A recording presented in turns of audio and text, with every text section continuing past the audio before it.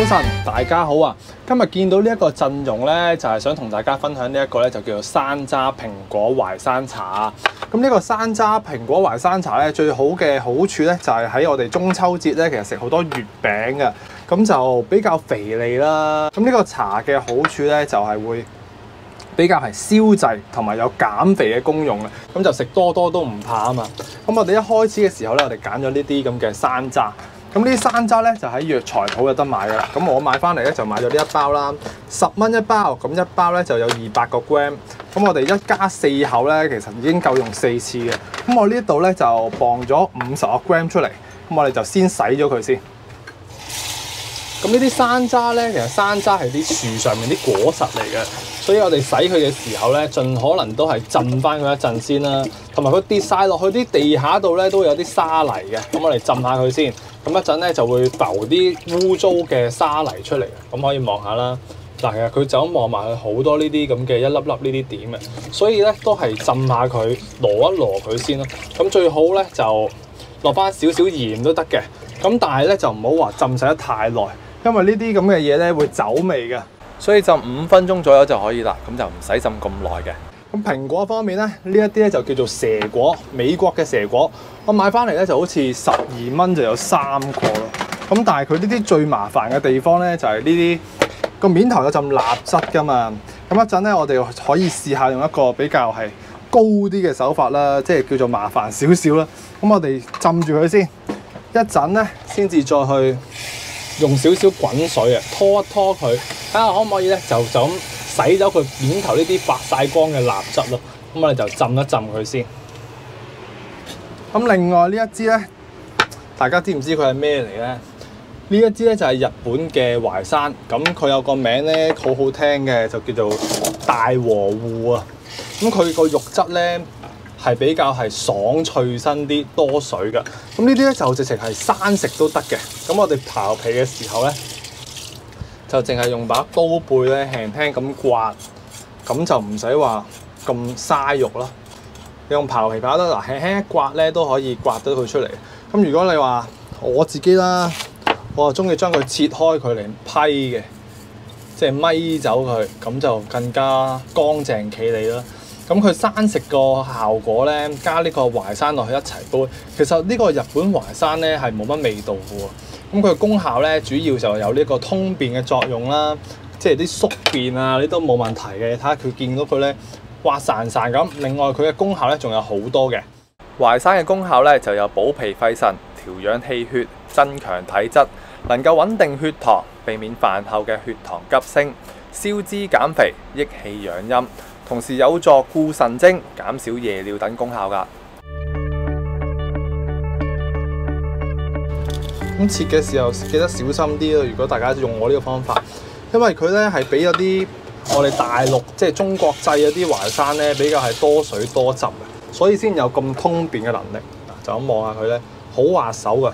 咁呢一啲都會貴，大概係差唔多貴咗啲，即係咩鐵棍淮山啊，貴過咗啲大概1倍價錢到啦。咁呢一支啊大概30零40蚊到啦。咁煲出嚟咧，其實佢就冇乜味嘅，生食都冇問題。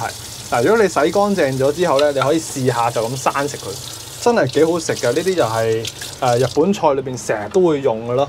好啦，洗乾淨咧，我哋就切成1口形啦。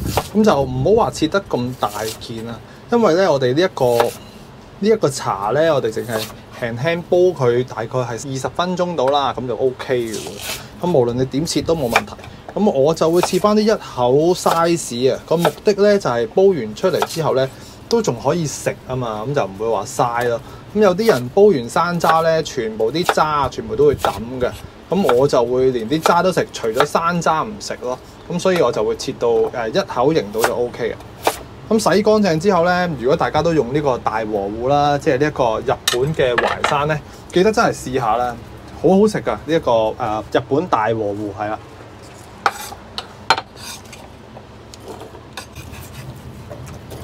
好，咁啊搞掂啦。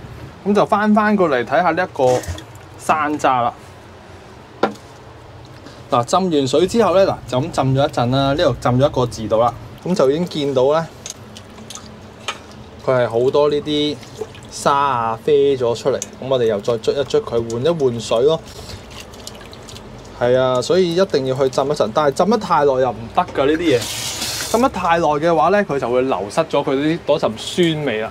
因為其實山楂咧，主要個味道咧都係酸味為主。好，咁就 OK 啦，又準備好一樣啦。同埋切完呢一啲珊瑚之後咧，我哋記得揾啲水去浸一浸佢。如果唔係，佢呢一啲淮山咧都會係變黃得好快。咁我哋浸住佢。最後輪到翻蘋果啦，咁我哋就試下洗咗呢啲蠟佢，咁即係令令地生呢啲反光位啦。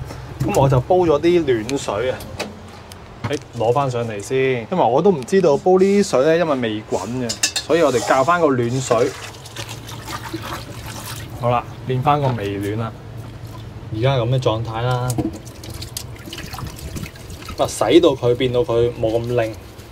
摸上去咧都會特別絕手啊，唔係跣手嘅，咁就 O K 嘅。又摸咁上下啦，摸上手會特別絕身嘅，咁就可以噶啦。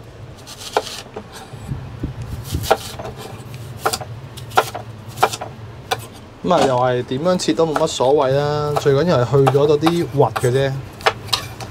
咁用到嘅我哋咪盡可能都攞埋佢啦。好，咁又準備好一樣啦。好啦，準備好材料咧，我哋就開始煲埋佢啦。咁我哋就落2000個 ml 水，再補多500，即係總數咧加埋2500水啦。咁煲起嚟咧就大概有2 litre 到啦，即係一支大可樂啦，1.8 litre，就可以一次過咧將啲蘋果全部都抌晒落去，咁就得噶啦。哇！啲蘋果啊就咁擺一陣咧，都即刻變得幾快，變黃咗。落埋啲山楂，我係邊開火邊做住先。因為咧，我哋要水滾先至開始計時。嗱，咁呢個淮山啦，記得都係啊，切完之後即刻浸啊。如果唔係，佢又係變黃變得好快嘅。落晒落去，非常之咁簡單嘅消滯茶飲啦。咁同埋咧，因為我哋落咗呢啲山楂咧，個味道真係好酸噶。點樣都好啦，我都覺得係落翻些少嘅冰糖啦。咁冰糖呢度咧就大概係3粒嘅大冰糖度啦。係啦，落埋落去。咁就釘翻個蓋，滾起咧，我哋就較翻個中火啦。咁我咧就大概係煲15至到20分鐘嘅，我就煲20分鐘。其實呢啲時候咧，一滾起咧已經香到不得了，呢啲全部都係山楂嘅味道咯。咁就唔使太滾噶啦，太滾咧反而會容易啲煲爛咗嗰啲淮山啊。因為日本淮山咧比較係容易啲散嘅，即係好唔耐火㗎。4個字之後，睇下咩環境先。嗱，咁佢啲水分咧，我哋吸過嚟去煲咧，其實佢都仲有好多水，所以都唔怕話乾水。咁啊，試一試啲味道先。其實而家咧，嗱，而家個顏色咧就去到一個少少紅啊，茶茶地色㗎。嗱，放落去個透明杯咧就會望到啦，透透地咁樣樣嘅。試一試個味道先。咁就啱啱好喎，呢一個味道酸酸地啦，甜甜地。咁呢個味道咧，其實較出嚟咧，熱飲嘅時候咧，你就寧願佢係偏少少甜。點解要偏少少甜咧？因為如果我哋吹凍咗之後咧，個味道咧，個感覺咧就會冇咁甜㗎。所以我哋熱飲嘅話咧，就有少少甜。咁我哋凍飲嘅時候咧，就可以叫正常合理嘅味道。即係而家個味道咧係偏向甜些少咧。咁就會大眾化啲咯。咁同埋咧，如果係凍飲嘅話咧，或者係雪幾日嘅話，又要保持啲渣咧，就記得分開佢嚟雪咯。即係渣還渣雪，咁就茶還茶雪，咁就會襟擺啲。咁一般嚟講啦，你雪3日咧就一定冇問題㗎。咁喺雪櫃嗰度去保存啦，係啦，咁就非常之咁消滯嘅呢一個山楂蘋果淮山茶，咁就大功告成㗎啦。嗱，個顏色好靚嘅。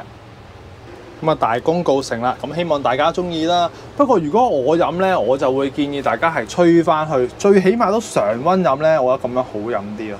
係啊，咁就 cheese 啦，熱咗少少，但係都好開胃，好好飲㗎。咁同埋咧，我自己覺得啊，都係雪翻凍佢飲會開心啲。最後，如果中意今集嘅消滯減肥山楂蘋果淮山茶嘅話咧，就記得俾 like、share 同埋訂閱頻道。今集就講到呢度啦，下集再見，拜拜。